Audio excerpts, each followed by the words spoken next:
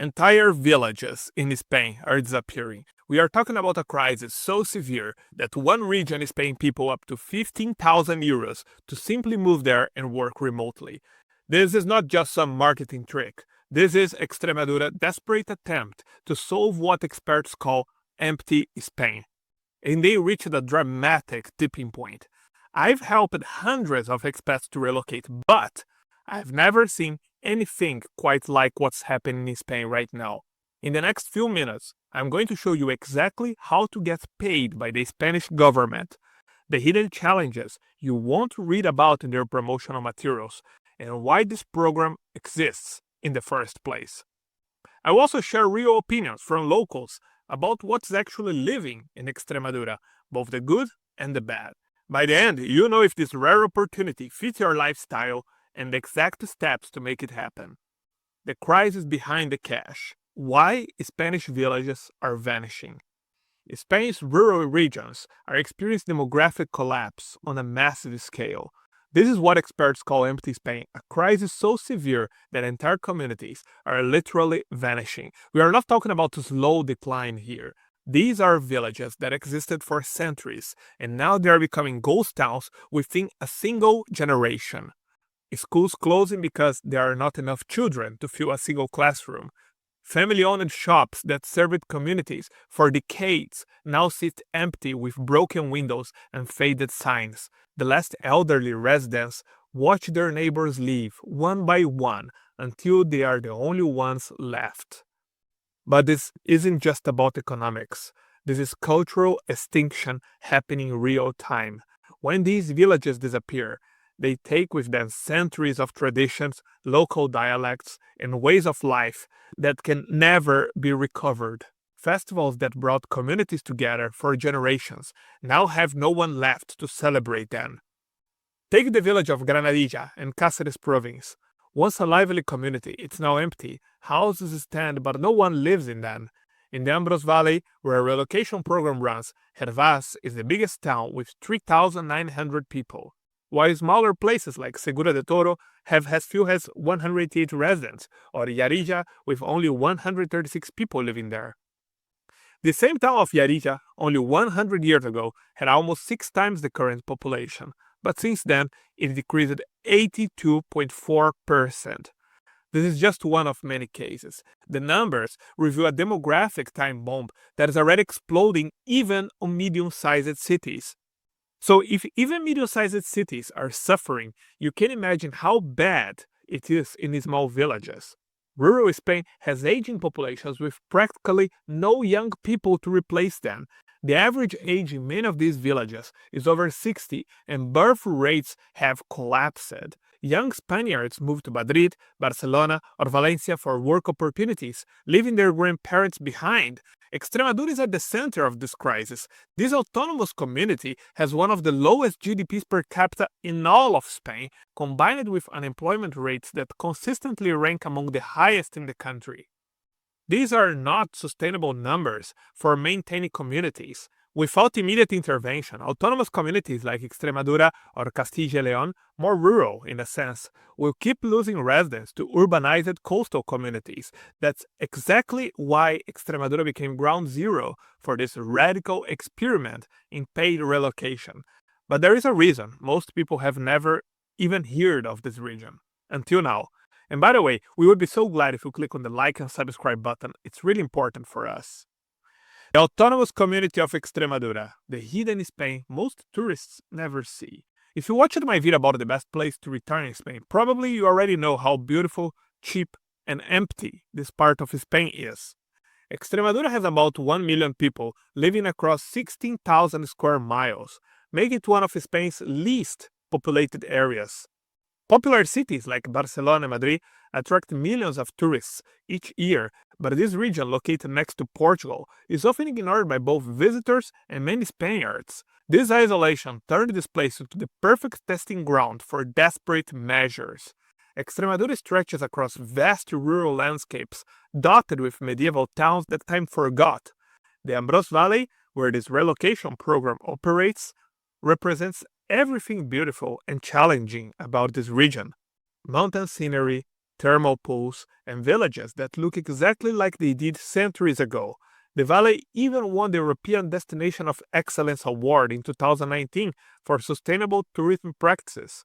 But here's what those tourism awards don't tell you. Extremadura struggles with extreme weather that locals describe as punishing. Summer temperatures reach 45 degrees Celsius, while winters are cold and damp, worsened by poorly insulated homes that many residents struggle to heat.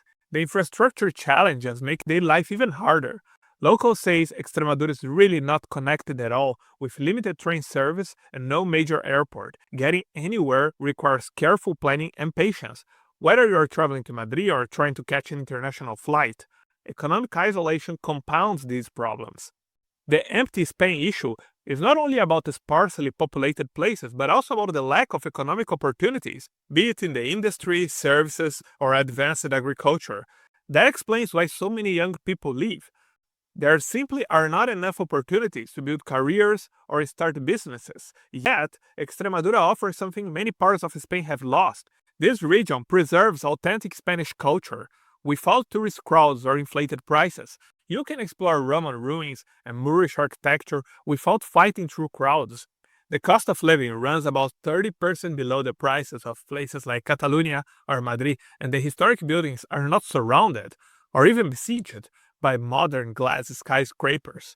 While places like Valencia, which I mentioned in another video, lost a bit of their Spanish soul due to the massive number of Brits, Extremadura keeps an Iberian atmosphere. These contrasts create the perfect conditions for such an innovative solution, knowing that the same challenges driving people away make financial incentives necessary to attract new residents. Now let's talk about the €15,000 incentive. But before, I have some really good news. My Expat Wealth and Lifestyle Compass, valued at $134, is yours free for a limited time. Receive our 74-page analysis of affordable cities in Spain, Italy, and France, our guide for zero-income tax countries that can save you up to $19,422, and the checklist that prevents costly mistakes. Don't let your chances go away. Scan this QR code now and join us for free. The €15,000 deal, understanding Extremadura's relocation bribe. So, a local group called DIVA, Desarrollo Integral del Valle del Ambroz, or Integral Development of the Ambroz Valley, created the Live in Ambroz program, allocating €2 million to attract up to 200 remote workers to the Ambroz Valley. This averages €10,000 per newcomer, showing exactly how much the region values each new resident. This is not charity, this is a calculated investment to help reduce the populational collapse in the region. Here is how the money breaks down. Women under 30 years old who relocate to towns with populations under 5,000 residents receive €10,000 upfront. That is about $11,348. Other successful applicants get €8,000, around $9,078. But the payments don't stop there. Stay for a minimum of 2 years, and woman in the first category receives an additional €5,000 if they commit to another year. Other recipients get €4,000 for the same extended commitment. The demographic preference reveals Spain's desperation. Women under 30 get priority because they can raise the future. Make these cute little things called babies and create the next generation these villages desperately need. There are a few other requirements. You cannot have lived in Extremadura for 6 months before applying. Non-EU nationals must first obtain Spain's digital nomad visa, a foreign identity number called an I, and establish official residence before they can apply to the program.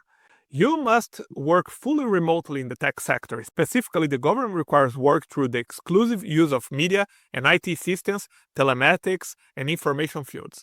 The application process moves fast. Apply online, hear back in 3 months, then register locally within 3 months of acceptance to secure your grant. When you combine these payments with Extremadura's cost of living that runs 30% below Madrid prices, the financial advantage increases significantly. A €10,000 payment in Extremadura buys what €13,000 would purchase in the capital, and that is considering Cáceres, which is the provincial capital and the most expensive city in that region of Extremadura. If instead of Cáceres, we consider the towns and villages of the Ambroz Valley, where the financial incentive is valid, then prices get mind-blowing. You can buy a 4-room townhouse for just 27,000 euros. And remember that they pay you 12,000 euros to live there. So 44% of the value of this house is paid for you.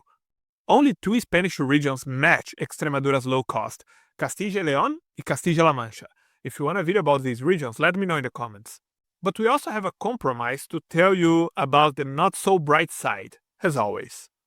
Local reality check. The unfiltered truth about life in Extremadura. As we always do, and that's why you should subscribe to our channel, we asked local residents what do they think about living in Extremadura. Many locals appreciate the financial freedom that Extremadura provides. One resident emphasized it. The cost of living is great, and is a great place to practice Spanish. Another was even more direct, super cheap to live in. But this affordability comes with serious trade-offs, like the feeling of isolation.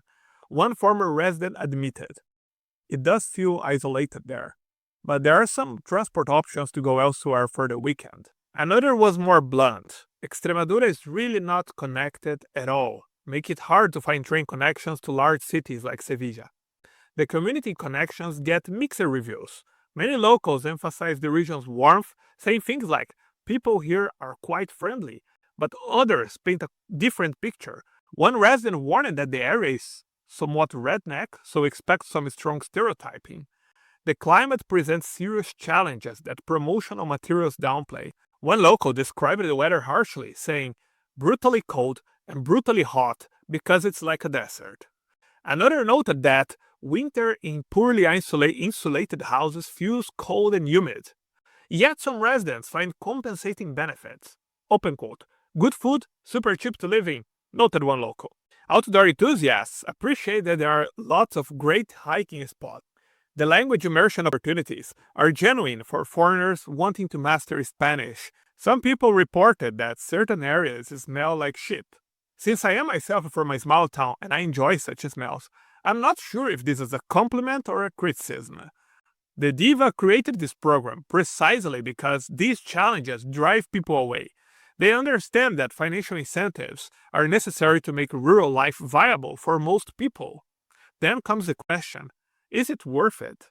Here is the compilation of the points mentioned by locals and residents, so you can judge by yourself and let me know your conclusion. But remember, you are not just getting paid to move. You are helping save disappearing communities. And Spain is not alone in this approach. Italy launched not long ago the €1 house program, which, as I investigated in a previous video, is not as good as the incentives in the Ambroz Valley. Extremadura has another advantage. It's not facing the serious issues against foreigners buying properties, seen in regions like Catalonia and Valencia. To discover what are those serious issues that can ruin expats in Spain, click in this video here at your left and join my Patreon for all the sources, charts, and maps for more videos, plus a chat so I can answer your questions. Tier 2 includes my top 3 ebooks on living and retiring abroad. Scan the QR code today.